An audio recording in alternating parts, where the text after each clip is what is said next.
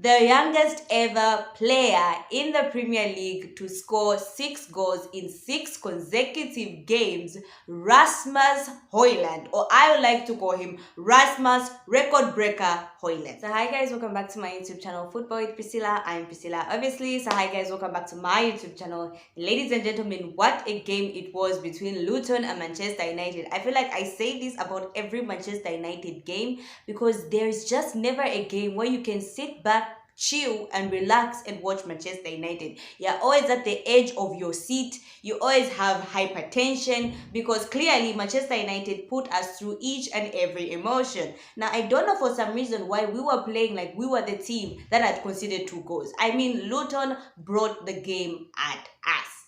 Listen, what a game it was. So I just want us to talk about the Manchester United versus Luton game. But before we get into the video for today, make sure you share, like and subscribe. Make sure you share, like and subscribe, and do turn your notifications on, ladies and gentlemen, to know when next I post the video. Now, I don't think we can start anywhere else apart from the youngest ever player in the Premier League to score 6 goals in 6 consecutive games, Rasmus Højlund, or I would like to call him Rasmus Record Breaker Højlund. Like, listen, I mean, I'm not going to say I'm the only one, but a lot of us Manchester United fans last year, when obviously Rasmus was going through a dry spell, there was banter, rival fans were laughing at us. We could all see it coming. We all knew that that kid was special. Yes, he wasn't getting the goals, but you could see how furious people was when Erik Ten Hag would remove him. You could see how furious people was when he wasn't allowed to start games, because people could see it. We all knew it was coming, and ladies and gentlemen, it's here. What a player. Like, listen, what a player. Rasmus Record Breaker Højlund. What a player. Listen, his hold-up play, his positional awareness is absolutely amazing. I've been saying this for the longest period of time. Natural striker. You will not find, for the second goal, you will not find Anthony Martial. By the way, is Martial still with us, guys? Like, I'm worried. Is Martial still a Manchester United player? I don't know. But for the second goal, you will never find Marcus Rashford there, where Rasmus Højlund was standing. You will never find Martial there. Heck, you will never find Garnacho there. That's a proper number 9, right? That's a proper striker in and around the 18-yard area. There where he positioned himself, he was waiting for either a mistake from a defender or a mistake from the goalkeeper. Any slight mistake, he's there to score the goal. And that is what a proper number 9 does, with the proper number 9 instinct. That is an instinct of a striker, a natural number 9. So anyway, ladies and gentlemen, Rasmus Højlund today scored 2 goals for Manchester United, breaking the record. And of course, I know people are going to give him the man of the match, but I have someone different in mind. But listen, I don't mind that Rasmus Højlund gets the man of the match, because what a player we have on our hands. And the fact that he's only 21 years old, like, oh my gosh. So ladies and gentlemen, like we said, the first thing, I don't think we can talk about anything else apart from Rasmus Højlund. Now, the other thing that I want to talk about is the first half, which just changed. Like, after the 2 goals, I was like, okay, we might have a comfortable game. Like, Rasmus has scored, we're chilling. Boy, was I wrong. Luton just flipped the switch. They flipped the script, and all of a sudden, it looked like Manchester United were the ones that were chasing the game. Like, we scored 2 goals, and Luton just flipped the switch and they were like, fine, we'll do it ourselves. Listen, the whole time, from the 14th minute when they managed to get back a goal, I was at the edge of my seat until the 94th minute. What was that?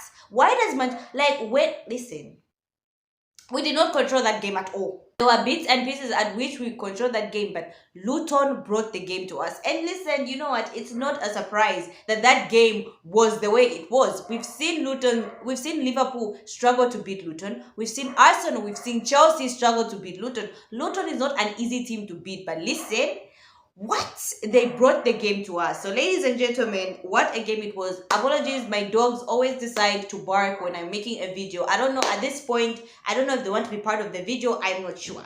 Now, listen, ladies and gentlemen, apart from the first half, which was horrible, I wanted to talk about the midfield. Now, in my previous video, I said the midfield was shaky, and I will keep on saying this. The midfield is shaky. Now, I don't know, among us these 3, we need to fix it. Bruno, Casemiro, Kobbie. For me, I have no. Listen, Kobbie, listen. There's a segment for Kobbie. Let me not even go into Kobbie because what a player we have on our hands. But listen, the midfield for me, I feel is shaky, and I'm going to say it. I'm blaming Bruno and Casemiro because Kobbie has been holding his own. Casemiro, oh my God, is a yellow card and red card magnet. It's so annoying. I've been saying this for the longest period of time. The ref saved us. Listen, the man of the match should be the referee. Like that foul that Casemiro committed after already getting a yellow card was supposed to be a red card. The referee saved us. There is nothing that anyone's going to tell me. I'm a Manchester United fan and I knew immediately I saw that challenge. I was like, it's over. We're finished. But the referee saved us. That was a red card. Like that was supposed to be second yellow and Casemiro was supposed to be sent out. But listen, I don't know. Like what's the plan? Like are we what's happening to Casemiro? Should we talk we need to have a conversation about Casemiro because you can't keep on getting yellow cards each and every game. How many yellow cards does he have? Because I'm waiting for a misses next match now. Because every single game, it's either he's not concentrating or he has mistimed tackles or he's just not up to par to the game.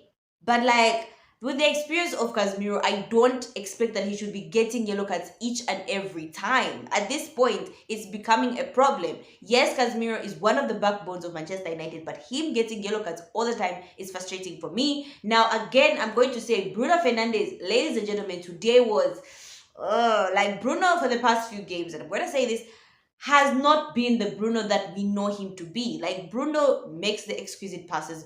Bruno dictates the game, but Bruno has been a shadow of himself for a long period of time. Ever since he got the captaincy, I don't know if that's pressure, but yeah, he's been a shadow of himself. We don't see the exquisite passes anymore. He's not trying to control the game anymore.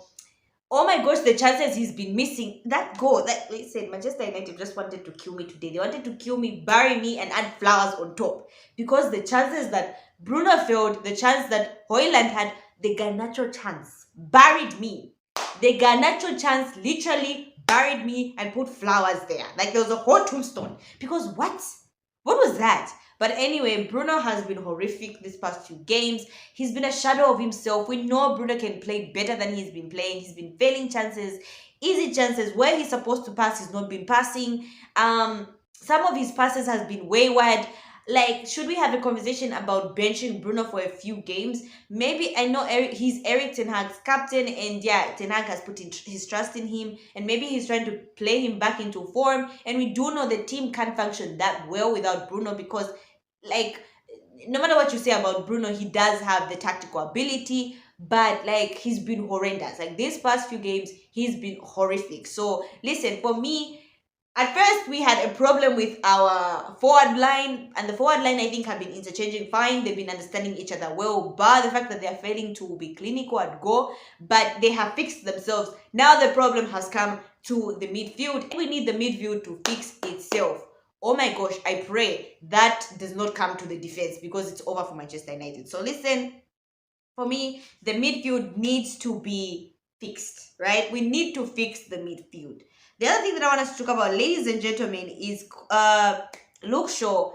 Like, is he injured? Like, why did he go? Like, listen, I'm a big Luke Shaw fan. You will find me in comments arguing with people about how important Luke Shaw is. And I will say this, Luke Shaw brings so much balance to Manchester United on the left side. Him and Marcus Rashford's interchange at the left is amazing. They understand each other well. His overlaps are good. The way he makes the runs, amazing, right? But we need to have a conversation about having a fit left fullback. I'm not saying Luke Shaw is not good enough, but I think in the summer, we need to get a left fullback. Like, that's one thing, that's one place we need to invest in, a left fullback. I love Luke. Luke is amazing, but we need to invest in a left back. We can't have a season where Luke Shaw is in and out. The guy can't even finish a whole game. Can't have a left fullback that can't play 90 minutes, guys.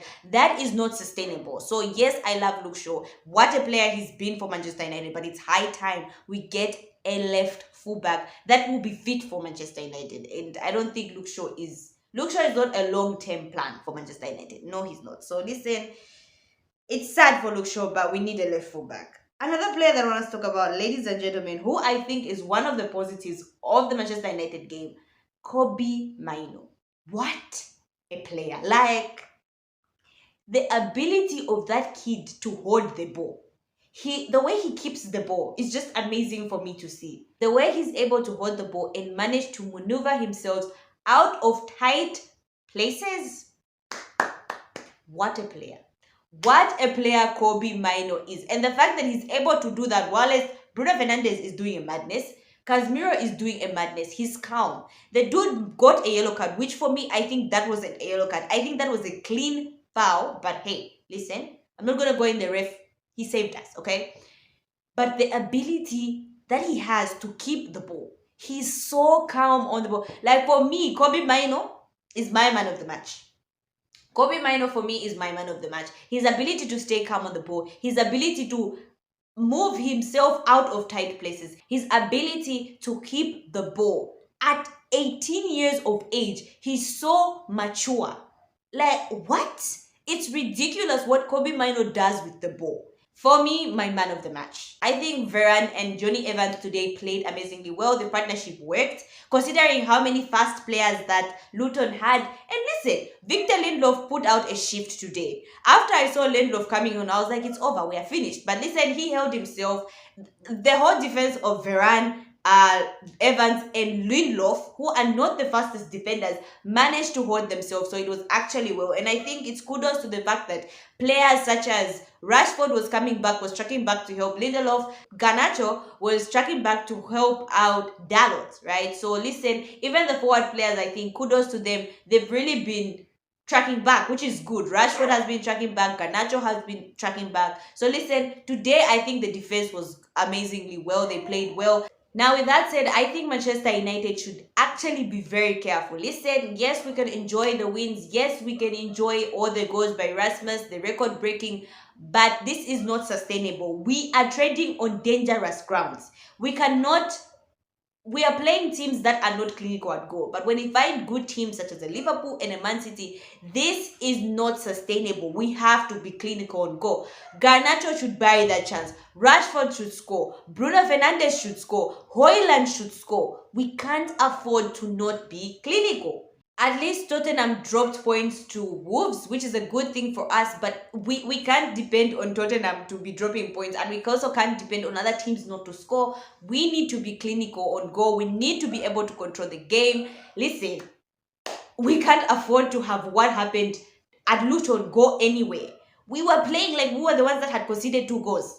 Luton just flipped a switch and changed the game. So ladies and gentlemen, for me, yes, I know we won the game. And listen, for me, I'm going to say this, enjoy the win. Luton away is a very difficult game. Liverpool struggled, Chelsea struggled, Arsenal have struggled. For me personally, I thought this would be a draw. I was going to be like, you know what, a draw is not so bad. This is Luton. But hey, Manchester United managed to fight for that win. Listen, we dug our heels into the ground and we got that win, but it is not sustainable. You can't be playing like that. You can't allow the opponents to come at you that way. They can't just flip a switch and all of a sudden you who are ahead with 2 goals are acting like you have conceded 2 goals. Like, that is not sustainable. So listen, ladies and gentlemen, we move forward, okay? It's towards the end of the season. I know a lot of players are tired.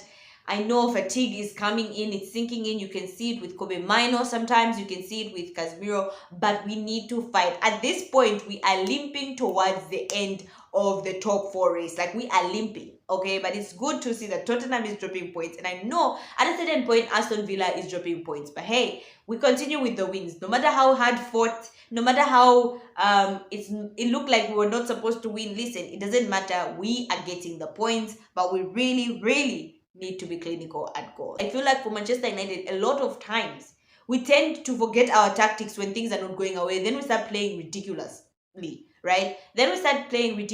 right? So we need to stick to the tactics. You could see after Luton kept on coming at us, we were out of the tactics that Erik Ten Hag had made for us. We just started playing ridiculously. And the halftime break, could it have come at a better time? So yeah, ladies and gentlemen, comment down in the comment section what you thought about Manchester United performance. Do you think it's sustainable? And comment down in the comment section, do you think Manchester United have what it takes to make it into the top four? I would really love to read all your comments. So yeah, so that's all I had for you guys today. Make sure you share, like, and subscribe. Make sure you share, like, and subscribe, and do turn your notifications on, ladies and gentlemen, to know when next I post a video.